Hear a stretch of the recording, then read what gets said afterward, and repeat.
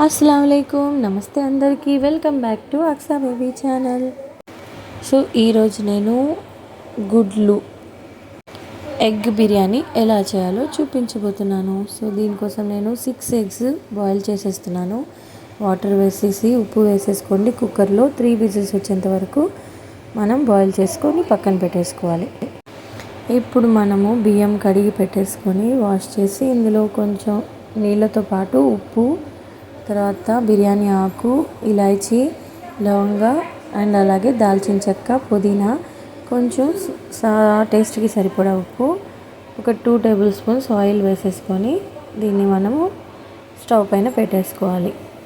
తర్వాత మనము బాయిల్ అయిన ఎగ్స్ని ఈ విధంగా ఒలిచేసుకొని పక్కన పెట్టుకోండి. తర్వాత ఒక బిర్యానీ కోసం మనము ఏదైనా ఒక కడాయి కానీ దేక్షి కానీ తీసుకొని ఇందులో మనము ఫ్రై చేసుకోవడానికి ఆనియన్స్. సో బిర్యానీ కోసం మనము గోల్డెన్ బ్రౌన్ కలర్లోకి వచ్చేంత వరకు ఆనియన్స్ని బాగా ఫ్రై చేసేసుకోవాలి. సో బాగా ఫ్రై అయిన తర్వాత మనము ఒక ప్లేట్లోకి తీసుకొని పక్కన పెట్టేసుకోవాలన్నమాట. చూడండి, ఆనియన్ ఈ విధంగా రెడ్ అండ్ బ్రౌన్ కలర్లోకి వచ్చేంత వరకు బాగా వేయించుకొని ఈ విధంగా పక్కన పెట్టేసుకోండి. తర్వాత అదే గిన్నెలోకి మనము ఆయిల్ ఉంది ఆల్రెడీ, ఇందులో మనకి ఇంకొంచెం తక్కువ అనిపిస్తే వేసుకోవచ్చు. ఇందులో నేను మళ్ళీ ఒక ఆనియన్, తర్వాత ఒక లవంగ, ఒక చెక్క వేసేసి కొంచెం ఒక బిర్యానీ ఆకు వేసి ఒక పచ్చిమిర్చి కట్ చేసేసి వేసేసుకున్నాను.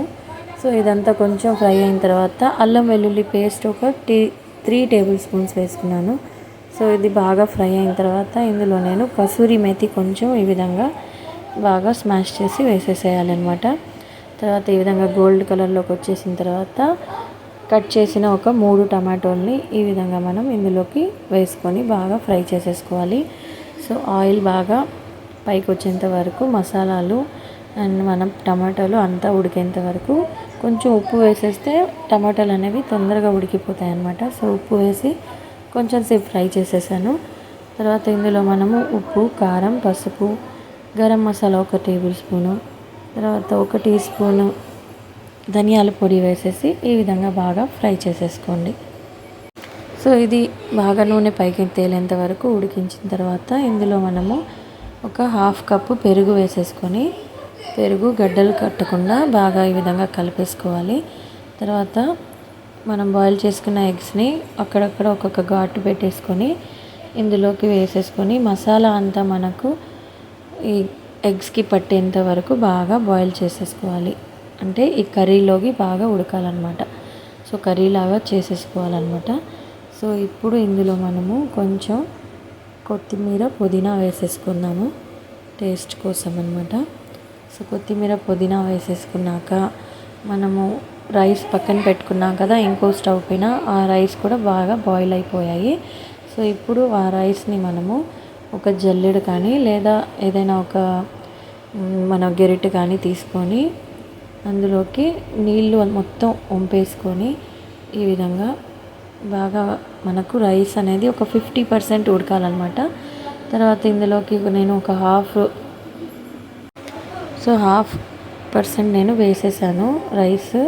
తర్వాత కొంచెం అటు ఇటు కలిపేసాను అనమాట. సో కింద మనకు కర్రీ లాగా ఉంది కాబట్టి ఈ విధంగా బాగా కలిపేసేసుకోండి. కొంచెం అటు ఇటు కలిపిన తర్వాత మిగతా రైస్ని కూడా ఇందులోకి వేసేసుకొని లాస్ట్లో మనము ఫ్రై చేసిన ఆనియన్స్ని కూడా పైన వేసేసుకొని తర్వాత మనకు నెయ్యి ఉంటే నెయ్యి వేసుకోవచ్చు. సో నెయ్యి నేను వేసాను, ఇది స్కిప్ అయిపోయిందండి వీడియోలో.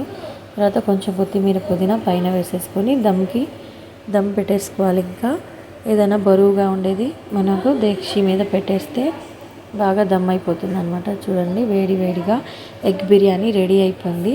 సో తప్పకుండా అందరూ ట్రై చేయండి. చాలా టేస్టీగా, చాలా సూపర్గా ఉంది. సో ఎప్పుడు మనం చికెన్, మటన్ బిర్యానీ తింటుంటాం కాబట్టి ఈ విధంగా డిఫరెంట్ టైప్గా ఒక్కసారి మనము ఎగ్ బిర్యానీ అనేది ట్రై చేయండి. తప్పకుండా చాలా బాగుంటుంది. సో మా పిల్లలు అయితే చాలా ఇష్టంగా, చాలా బాగా తిన్నారు. సో చికెన్ బిర్యానీ లాగే అచ్చం ఉందని చెప్పారనమాట. సో అందరూ ఒకసారి ట్రై చేయండి. ఇందులోకి నేను రైతా చేశాను. రైతా చాలా మంచి కాంబినేషన్ ఏ బిర్యానీలోకైనా కూడా. సో బిర్యానీ అయితే రెడీ అయిపోయిందండి. ఈ వీడియో నచ్చితే తప్పకుండా లైక్ చేయండి, కామెంట్ చేయండి. So thank you for watching.